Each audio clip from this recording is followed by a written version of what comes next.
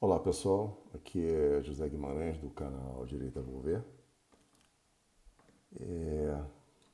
O último vídeo que eu gravei, infelizmente não consegui botar no Rumble, não sei porquê, o troço não aconteceu, então fiquei algum tempo sem gravar. E logo depois disso, eu ainda estou meio fanhoso, arrumei uma gripe daquelas assim que derrubar é rinoceronte, né? E eu fiquei uns 4 dias sem fazer nada, realmente deitado lá, rezando para terminar o dia, para ver se melhorava. Bom, agora que estou melhor, vou tentar gravar de novo o vídeo anterior. Talvez não faça tão bem, porque aquele eu estava muito bem preparado, eu tinha estudado bastante e tal. E esse aqui eu estou tentando só voltar a fazer na realidade, mas eu vou fazer esse videozinho aqui. Esse vídeo aqui eu queria dedicar a uma amiga de muitos anos. E eu vi um post dela dizendo o seguinte: criminosos, ratazanas, vermes, imundos, bandidos desclassificados. Eu não consigo encontrar adjetivos melhores para todo esse pessoal da esquerda, né? Porque, como eu normalmente costumo dizer, ah, isso aí, um cara ser de esquerda e ser um cara de classe média, por exemplo, ou é de desonestidade intelectual, ou é burrice mesmo, não tem sentido. O cara está defendendo o que quer destruir a ele, dito por eles mesmos. E não faz o menor sentido, né? Eu não entendo um troço desse, realmente eu consigo entender.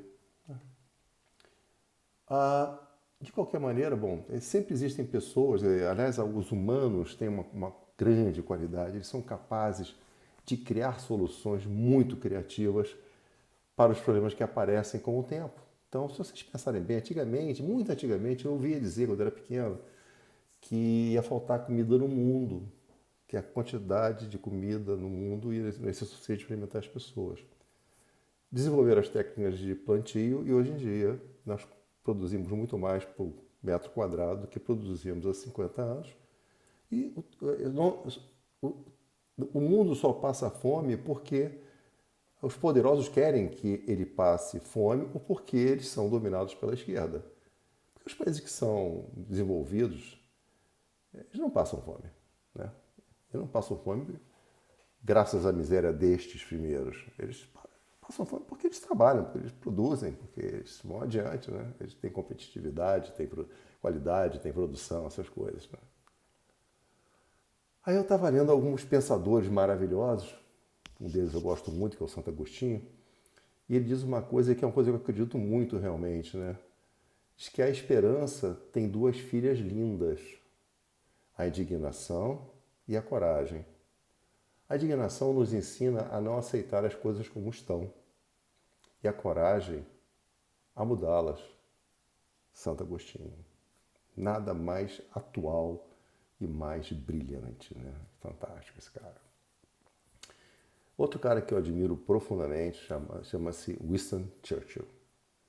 Ele diz o seguinte: o socialismo é a filosofia do fracasso, a crença na ignorância, a pregação da inveja. Seu defeito inerente é a distribuição igualitária da miséria. Eu completaria dizendo o seguinte: entre os que não são amigos do rei ou corruptos junto com o sistema. Existem algumas pessoas que apoiam a esquerda que eu até entendo. Por exemplo, os políticos. O político de esquerda, ele está, na realidade, buscando o sustento dele. O trabalho dele é mentir para o povo, tentando convencer o povo de que ele vai ser melhor do que o outro político que diz outras coisas. Então, um diz assim, olha, se vocês trabalharem, o salário vai melhorar, vocês vão ganhar mais, não sei o quê. Ele diz assim, olha, não trabalhem não. Roubar um celular é para tomar uma cervejinha. Isso é bacana. Para quem que vai trabalhar? Olha, vamos criar aqui um auxílio prisão. Então, você mata um cara que está indo trabalhar para sustentar a família dele e você vai para a cadeia, sua família vai ser apoiada com dinheiro do povo, do contribuinte, né? E você lá vai ter casa, comida, roupa lavada, não tem que se transportar para o quartel, lá, desculpa, para o. Hoje em dia está até difícil né, falar, porque o quartel hoje em dia, prisão. Anyway. Então esses caras eu entendo. por exemplo. Né? Empresários que não são competentes, mas são corruptos. Eu me lembro de um açougueirozinho, um mequetrefe do interior de Goiás, que não era ninguém. E ele, em 4 anos ou 8 anos, virou o maior produtor de proteína animal do mundo. Se aquele açougue existia há 30 anos ou 40 anos e nunca conseguiu ser muita coisa, por que é que, de repente, esses caras viraram essa potência mundial? Foi graças a um trabalho árduo que pagou? Não me parece possível. Né? Eles não descobriram nada de especial que mudasse o rumo das coisas de uma maneira significativa. Né?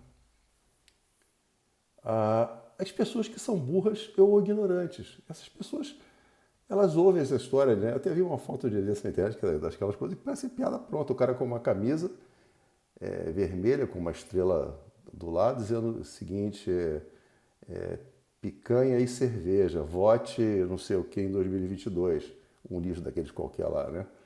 E aí estava andando na rua com um cartaz, estou passando fome, me dá dinheiro. Quer dizer, é exatamente isso, né? Os caras votam nele e ele faz o quê? Não faz nada, ele só viaja para o exterior, gasta fortunas, a mulher dele compra roupa de grife, bolsa de grife, hotéis 5 estrelas, com serviço de quarto, com vinhos e uísques, tudo por conta do povo.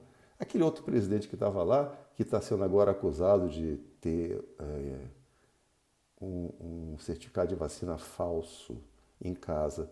Eu fico pensando o seguinte, e aqueles caras que foram encontrados na casa dele, encontraram na casa deles, milhões de reais em malas, uns que foram filmados correndo com a mala no meio da rua, outro que foi flagrado no aeroporto com dólar na cueca. Isso não tem o menor problema. O outro cara foi preso por corrupção, foi para a cadeia, foi condenado em 3 instâncias como corrupto.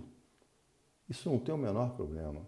Agora, o cara tem um certificado de vacinação que, segundo algum perito que deve usar uma camisa vermelha e uma estrela branca, disse que aquilo ali era falso. E, aliás, qual é a importância de o cara ter vacina ou não ter vacina? Desde quando nós somos obrigados a ter passaporte de vacina? Nós voltamos ao Terceiro Reich? Nós voltamos vivendo sob o sistema nazista, de que ou você não é judeu, você vai para o campo de concentração, ou você tem vacina, ou você vai ser preso? É isso? Como é que eles se dizem diferentes dos nazistas, com os outros nazistas ou fascistas? Eles são os piores que existem, né? Mentem para o povo, tem aqui, ó, ficar 15 dias em casa e depois vai ser todo mundo liberado, só para se preparar. Levou 2 anos essa porcaria, nessa mentira toda aí. Bom, anyway. Eu até lembro eu tenho que citar um caso aqui muito interessante, um cara que até eu conheço, e ele é classe média, adora viajar para Disney, trocar de carro todo ano, essas coisas todas, se veste muito bem. E ele vota nesse partido de esquerda e defende com unhas e dentes. Se você discordar dele, é bate-boca certo. Né? Eu fico pensando como é que ele é um cara que sabe ler, não só em português, em inglês também, ele fluente em inglês, uma cultura excelente. Ele não consegue ver isso. Como é possível? Isso, na minha opinião, não pode ser sério, não pode ser verdadeiro. Tem alguma coisa errada, ele não ganha com o sistema. Aí só para lembrar para ele, por exemplo, tem uma senhora chamada Marilena Chauí, que ela disse uma vez num encontro desses ladrões aí,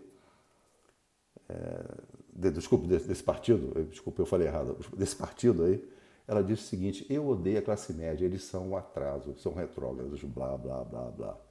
Ela disse isso, ela é uma representante, uma teórica desse partido. Ele segue esse partido, ele é classe média. Mauro Lassi. O conservador merece um bom fuzil, uma boa bala, blá, blá, blá, blá, blá. E o amor, cadê? Mais amor, por favor. Isso aí é amor? Não me parece isso amor. Amor não se trata dessa maneira. Tem um outro cara que eu vi também falando aí uma coisa interessante, o nome dele é Luiz Inácio. Ele diz o seguinte: temos uma classe média que ostenta, eles têm 2 televisões, não tem necessidade disso tudo. Mas ele não morava numa casa alugada nos Jardins de São Paulo, que custava 20 mil reais, 21 mil reais por mês de aluguel? Não encontraram na lixeira da casa dele vinhos de 5 mil reais? Mas como é que é isso? Se o cara da classe média comprar 2 televisões, ele comprou com o dinheiro que ele produziu e acumulou. Ele tem o direito de fazer o que ele quiser com o dinheiro dele. O dinheiro que está pagando isso aí provavelmente veio do fundo partidário. Fundo partidário é pago pelo povo.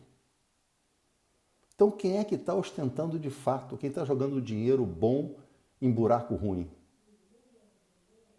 Não é a classe média do homem trabalhador.